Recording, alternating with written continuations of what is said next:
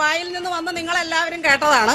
ഞാൻ ഒരിക്കലും പറയാത്ത കാര്യമാണ്. അത് തന്നെയല്ല, 164 പ്രകാരം ഞാൻ മജിസ്ട്രേറ്റിന്റെ കൊടുത്ത രഹസ്യമൊഴി എന്ന് പറഞ്ഞു. ഇടയ്ക്ക് കയറി പറയണ്ട, ഞാൻ പറയട്ടെ. ഇവിടെ മീഡിയ നിങ്ങളെല്ലാവരും കേട്ടതാണ്. ഞാൻ പറയാത്ത വളരെ മോശമായ വാക്കുകൾ ഇവിടെ പറഞ്ഞിട്ടുണ്ട്. അതിനെതിരെ നിയമപരമായ നടപടിക്ക് ഞാൻ പോകും, പരാതി കൊടുക്കും. തുടങ്ങിയപ്പോഴേ ഇതാണല്ലോ, അപ്പൊ ഇനിയുള്ളതെല്ലാം ഇങ്ങനെ തന്നെ ആയിരിക്കും. ഇപ്പൊ അവര് പറഞ്ഞ ന്യായമല്ലേ, ആ ന്യായത്തിന്റെ ഒപ്പം ഞാൻ നിൽക്കുന്നു. ഞാൻ ആദ്യം പറഞ്ഞല്ലോ, പോയി പണി നോക്കടാ. അലറി വിളിച്ചു മാത്യു കുഴൽനാടന് മുമ്പിൽ ഒരടി വെക്കാനാവാതെ CPM ചെയർപേഴ്സണും മറ്റു കൗൺസിലർമാരും. തട്ടിക്കൊണ്ടുപോകൽ നാടകത്തിനൊടുക്കം CPM-ന് തൂത്തെറിഞ്ഞുകൊണ്ട് CPM കൗൺസിലർ UDF-ന് കൈകൊടുക്കുകയാണ്. കൂത്താട്ടുകുളം വിഷയത്തിൽ അടിയന്തര പ്രമേയ ചർച്ചയ്ക്ക് കലാരാജു തകർത്തപ്പോൾ കൂടെ ഉണ്ടായിരുന്നത് UDF ആണ്. ഇവിടെ കട്ടക്ക് കലാരാജുവിനെ ചേർത്ത് പിടിച്ചത് മാത്യു കുഴൽനാടൻ. ആ വീഡിയോ ഒന്ന് കണ്ടു നോക്കാം. ആ ഉദ്യോഗസ്ഥനെതിരെ, മൂവാറ്റുപുഴ DYSP-ക്കെതിരെ നടപടി എടുക്കാത്തത് CPM-ന്റെ ഉന്നത നേതൃത്വം അവരെ സംരക്ഷിക്കുന്നുകൊണ്ടാണ്. സാക്ഷാൽ മുഖ്യമന്ത്രി അദ്ദേഹം നിയമസഭയിൽ ഇതിനെ ന്യായീകരിച്ച് സംസാരിച്ചപ്പോൾ ഞാൻ വിചാരിച്ചത് പാർട്ടി നേതാവെന്ന നിലയിൽ സ്വാഭാവികമായിട്ടും ആ പാർട്ടിയെ ന്യായീകരിക്കാൻ വേണ്ടി പറയുന്നു. പക്ഷേ ഇത് അദ്ദേഹത്തിനടക്കം, മുഖ്യമന്ത്രിയുടെ അടക്കം ആഭ്യന്തര വകുപ്പിന്റെ ഉന്നതതല ഗൂഢാലോചനയുടെ ഭാഗമായിട്ടാണ് കൂത്താട്ടുകുളത്തെ സംഭവമെന്ന് ഞങ്ങൾക്ക് വ്യക്തമാകുന്നു. അതല്ല എങ്കിൽ ഹൈക്കോടതിയുടെ നിർദ്ദേശം ലംഘിച്ച് ഹൈക്കോടതി ഓർഡറിനെ കാറ്റിൽ പറത്തി ഇത്രയും പച്ചയായ ജനാധിപത്യ വിരുദ്ധത, അല്ലെങ്കിൽ ഇത്രയും പച്ചയായ സ്ത്രീ വിരുദ്ധത, ഇത്രയും പച്ചയായ അക്രമവും അനീതിയും പോലീസ് നേരിട്ട് നിന്ന് ചെയ്തിട്ട് ഒരു ഉദ്യോഗസ്ഥനെതിരെ നടപടി എടുക്കാതിരിക്കണമെന്നുണ്ടെങ്കിൽ ആഭ്യന്തര മന്ത്രിയുടെ സംരക്ഷണമില്ലാതെ, അദ്ദേഹത്തിൻ്റെ നിർദ്ദേശമില്ലാതെ ചെയ്യാതിരിക്കാൻ കഴിയില്ല. മൂവാറ്റുപുഴ DYSP-ക്കെതിരെ റിപ്പോർട്ട് വന്നിട്ടും നടപടി എടുക്കാത്തതിന് പിന്നിൽ CPM ആണ്. CPM-ന്റെ ഉന്നത നേതൃത്വമാണ്. മുഖ്യമന്ത്രി അടക്കമുള്ളവർ ചേർന്നാണ് കൂത്താട്ടുകുളത്തെ ഈ തട്ടിക്കൊണ്ടുപോയ സംഭവത്തിന് നേതൃത്വം നൽകിയതും ഗൂഢാലോചന നടത്തിയതുമെന്ന് ഞങ്ങൾ അസന്നിഗ്ധമായി പറയാൻ ആഗ്രഹിക്കുന്നു. ഇത് കൂടുതൽ രാഷ്ട്രീയപരമായും നിയമപരമായും തുറന്നു കാണിച്ച് ഈ പോരാട്ടവുമായി ഞങ്ങൾ മുന്നോട്ട് പോകും. കൗൺസിലിൽ ഭൂരിപക്ഷം നഷ്ടപ്പെട്ട ചെയർമാനും വൈസ് ചെയർമാനും ജനാധിപത്യത്തെ അവഹേളിച്ച്, ജനാധിപത്യ പ്രക്രിയ അവഹേളിച്ച്, നിയമങ്ങളെയും അതുമായി ബന്ധപ്പെട്ട നടപടിക്രമങ്ങളെയും അവഹേളിച്ച് കൗൺസിലുമായി മുന്നോട്ട് പോകാനുള്ള ശ്രമത്തെ ഞങ്ങൾ അംഗീകരിക്കില്ല. ഇന്ന് 13 കൗൺസിലർമാർ നിങ്ങളുടെ മുമ്പിലുണ്ട്. അംഗസംഖ്യ 25 13 കൗൺസിലർമാരും വിയോജിച്ച അജണ്ട പാസ്സാക്കി എന്ന് പ്രഖ്യാപിച്ച് മുന്നോട്ട് പോകുന്ന ജനാധിപത്യ വിരുദ്ധ പ്രക്രിയയെ ഞങ്ങൾ തീർച്ചയായിട്ടും പൊതുസമൂഹത്തിന് മുമ്പിൽ തുറന്നു കാണിക്കുകയും അതുപോലെ തന്നെ അതിശക്തമായി രാഷ്ട്രീയപരമായും നിയമപരമായുമുള്ള പോരാട്ടവുമായി മുന്നോട്ട് പോകുമെന്നാണ് എനിക്ക് ഈ ഘട്ടത്തിൽ പറയാനുള്ളത്. പ്രതിപക്ഷത്തെ പിന്തുണക്കുന്ന കലാരാജു സ്വാഭാവികമായും നേരത്തെ CPM-ന്റെ ചിഹ്നത്തിൽ മത്സരിച്ച് വിജയിച്ചതാണ്. അപ്പോൾ സ്വാഭാവികമായിട്ടും രാജിവെക്കുന്നതല്ലേ ധാർമ്മികത? അല്ല, ധാർമ്മികതയുടെ ചോദ്യം നിങ്ങൾക്ക് ഉയർത്താം. മുഖ്യമന്ത്രി തന്നെ നിയമസഭയിൽ പറഞ്ഞല്ലോ. ഇപ്പോൾ ഇവിടെ കൂത്താട്ടുകുളത്ത് നടന്ന സംഭവം ഇപ്പോൾ ഇതുവരെ കലാരാജു പ്രതിപക്ഷത്തിൻ്റെ ഏതെങ്കിലും കാര്യത്തിൽ അനുകൂലമായി എടുത്തോ? നിങ്ങളുടെ പ്രശംസനല്ലേ, നിങ്ങൾ ധരിക്കുന്നതല്ലേ? കലാരാജു ഈ സമയം വരെ CPM-നെതിരെ വോട്ട് ചെയ്തോ? രാജി ചോദിക്കുന്നുണ്ടല്ലോ.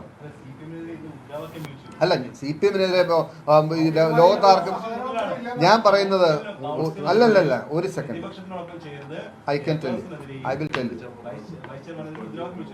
ലീഗലി സ്പീക്കിംഗ്, ഒരു കൗൺസിലർ എന്ന നിലയ്ക്ക് CPM-ന് അവരുടെ ധാർമ്മികത ഉയർത്തിയ രാജി ആവശ്യപ്പെടുന്നുണ്ടെങ്കിൽ കൗൺസിലർ എന്ന നിലയിൽ നിയമവിരുദ്ധമായി ആക്ട് ചെയ്തിട്ടുണ്ടാവും. മനസ്സിലായില്ലേ? അല്ലാണ്ട് CPM-നെതിരെ മുദ്രാവാക്യം വിളിക്കുന്നവരും CPM-നെതിരെ ചായക്കടയിൽ എന്ന് പറയുന്നവർക്കും ഒക്കെ ഇവിടെ ഒരു നിയമം ഉണ്ടെന്ന് പറയാൻ പറ്റും.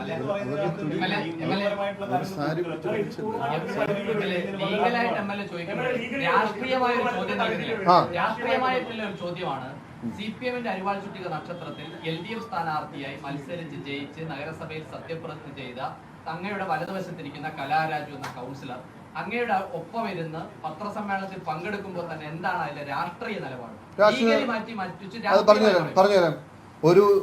ഒരു കൗൺസിലറായ ജനപ്രതിനിധിയായ ഒരു വനിത, ഒരു സ്ത്രീ, ഒരു വിധവ, അവരെ പരസ്യമായി വസ്ത്രാക്ഷേപം നടത്തി, അവരെ പരസ്യമായി മർദ്ദിച്ചു, അവരെ പരസ്യമായി തട്ടിക്കൊണ്ടുപോയി, അവരെ തടങ്കലിൽ വെച്ചു. ബാക്കിയെല്ലാം മാറ്റിവെക്കുക. ആ കാര്യത്തിൽ പൊതുപ്രവർത്തന എന്ന നിലയിൽ എനിക്ക് പ്രതികരിക്കാൻ പറ്റില്ലേ? എനിക്ക് ആ സ്ത്രീക്ക് ഐക്യദാർഢ്യം പ്രഖ്യാപിക്കാൻ പറ്റില്ലേ? ഞങ്ങൾക്ക് ആ പാർട്ടി എന്ന നിലയ്ക്ക് ആ സ്ത്രീയെ സംരക്ഷിക്കാൻ കഴിയില്ലേ? CPM ആയിപ്പോയി എന്നതുകൊണ്ട് അവരുടെയൊക്കെ വേട്ടയ്ക്ക് വിട്ടുകൊടുക്കണം നിങ്ങൾ പറഞ്ഞു? ഞാൻ ചോദിക്കുന്ന, ഒരു സ്ത്രീ പരസ്യമായി നിങ്ങളെല്ലാം നിങ്ങളുടെ ക്യാമറ കണ്ണുകളുടെ മുമ്പിൽ അപമാനിക്കപ്പെട്ടതല്ലേ? വസ്ത്രാക്ഷേപം നടത്തിയതല്ലേ? തട്ടിക്കൊണ്ടുപോയതല്ലേ? CPM-ന്റെ ചിഹ്നത്തിൽ മത്സരിച്ചു എന്നതുകൊണ്ട് അവരെ ഇനി അവരുടെ വേട്ടപ്പട്ടികൾക്ക് വിട്ടുകൊടുക്കണമെന്നാണ് നിങ്ങൾ പറഞ്ഞത്. ഞാൻ അഭിമാനത്തോട് പറയും, ഒരു രാഷ്ട്രീയ പ്രവർത്തകൻ, ഒരു പൊതുപ്രവർത്തകൻ, ഒരു ജനപ്രതിനിധി എന്ന നിലയിൽ ഞങ്ങളുടെ കടമയാണ് അനീതിക്കെതിരെ പോരാടുക എന്നുള്ളത്. അക്രമവും അനീതിയും കണ്ടു നിൽക്കാൻ CPM-ൽ ആയിപ്പോയി എന്നതുകൊണ്ട് ആർക്കും എന്തു ആകാൻ നിങ്ങൾ ധരിക്കരുത്. ചിഹ്നത്തിൽ നിൽക്കുന്നതിൽ എന്ത് യുക്തിയാണുള്ളത്? അത്രയും കാര്യങ്ങളൊക്കെ ചെയ്തൊരു പ്രസ്ഥാനത്തിനോടൊപ്പം നിന്ന് എങ്ങനെയാണ് പ്രവർത്തിക്കാൻ പറ്റുന്നത്? അല്ലെങ്കിൽ അവരുടെ പിന്തുണയോട് അല്ലെങ്കിൽ അവരുടെ വോട്ട് നേടി അല്ല, അപ്പൊ ഞാൻ ചോദിക്കുന്നത്, ഞാൻ സിമ്പിൾ ആയിട്ട് ചോദിക്കുന്നത്, ഞാൻ ഒരു സെക്കൻഡ് ഞാൻ വളരെ ലളിതമായിട്ട് നിങ്ങളോട് ചോദിക്കുന്നത്, ഇത്രയും പീഡനം ഏറ്റുവാങ്ങേണ്ടി വന്നൊരു സ്ത്രീ ഇന്നും CPM-ന് മുദ്രാവാക്യം വെക്കുന്ന നിങ്ങൾ ആഗ്രഹിക്കുന്നത്? രാജിവെക്കേണ്ട ഘട്ടം വരുമ്പോൾ അത് ആ സമയത്ത് ആലോചിക്കും നിങ്ങൾ. ആ ഘട്ടമൊക്കെ ഞങ്ങൾ ആലോചിക്കും. ഇത് ഇപ്പം അതല്ല വിഷയം. ഇപ്പോഴത്തെ വിഷയം ഒരു സ്ത്രീ, ഒരു വിധവയെ ഇതുപോലെ അപമാനിച്ചു എന്നുള്ള വിഷയം. ഞങ്ങൾ ആ വിഷയത്തിലാണ് പ്രതികരിക്കുന്നത്. അതിനുശേഷമുള്ള കൗൺസിൽ യോഗത്തിൽ കൗൺസിൽ നടപടിക്രമമില്ലേ? അല്ല, അത് അവർ പറയും. അവരുടെ രാജിയുടെ കാര്യം അവർ പറയും. അല്ല, എന്നോട് ചോദിച്ചാൽ എനിക്ക് മറുപടി പറയാൻ പറ്റുള്ളൂ.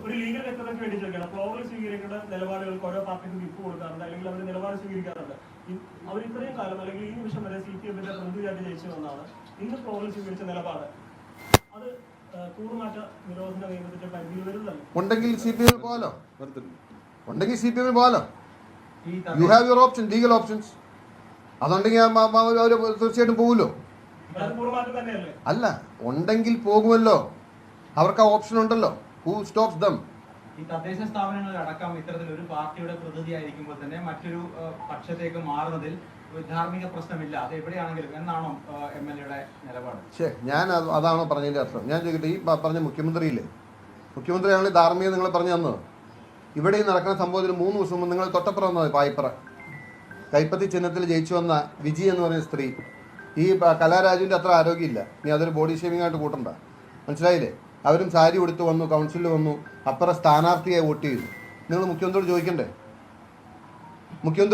നിങ്ങളിത് പറയുന്നതിന് മുമ്പ് 3 ദിവസം മുമ്പ് ലജ്ജയില്ലാതെ കൈപ്പത്തി ചിഹ്നത്തിൽ മത്സരിച്ച് ജയിച്ച ഇതേ അവസ്ഥയുള്ള സ്ത്രീ അവര് സ്ഥാനാർത്ഥിയാക്കി വോട്ട് മേടിച്ച് ജയിപ്പിച്ച് CPM-ന്റെ പഞ്ചായത്ത് വൈസ് പ്രസിഡന്റ് ആക്കിയ മുഖ്യമന്ത്രി ആദ്യം അതിന് മറുപടി പറഞ്ഞിട്ട് വേണ്ട കലാരാജുവിനോട് പറയാൻ വേണ്ട. അല്ല, ഞാൻ ചോദിക്കട്ടെ, നിങ്ങളുടെ അഭിപ്രായം പറ. നിങ്ങൾ എന്നോട് അഭിപ്രായം ചോദിക്കും, നിങ്ങളുടെ അഭിപ്രായം പറ. 3 ദിവസം മുമ്പ് അത് ചെയ്ത CPM മുഖ്യമന്ത്രി അതിനാദ്യം മറുപടി പറയണ്ടേ? എന്നിട്ട് വേണ്ട കലാരാജുവിന് നേരെ കൈ ചൂണ്ടാൻ.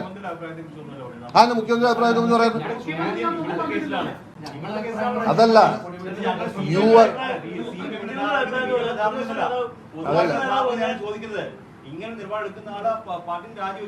അതല്ല ഞാനത് പറയാൻ കാരണം യു ആർ എക്കോയിങ് CM സ്റ്റേറ്റ്മെന്റ്. മുഖ്യമന്ത്രിയാണ് പറഞ്ഞു.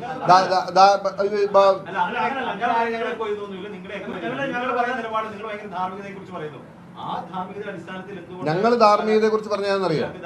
ഞങ്ങൾ ധാർമ്മികതയെ കുറിച്ച് പറഞ്ഞ ഒരു സ്ത്രീ ഇതുപോലെ ആക്രമിക്കപ്പെട്ടാൽ ഞങ്ങൾ അവരോടൊപ്പം നിൽക്കും. അല്ല, കൂറുമാറിയിട്ടില്ല ഇവിടെ ആരും കൂറുമാറിയേ? ആ ഘട്ടത്തിൽ പറയാന്ന്, ഞങ്ങളിപ്പോ കോൺഗ്രസ് പാർട്ടി എന്ന നിലയിൽ എന്തുകൊണ്ടാണ് ഞങ്ങളിന്ന് ഇവിടെ കാണാൻ കാരണം? എന്തുകൊണ്ട് ഇവിടെ കാണാൻ കാരണം?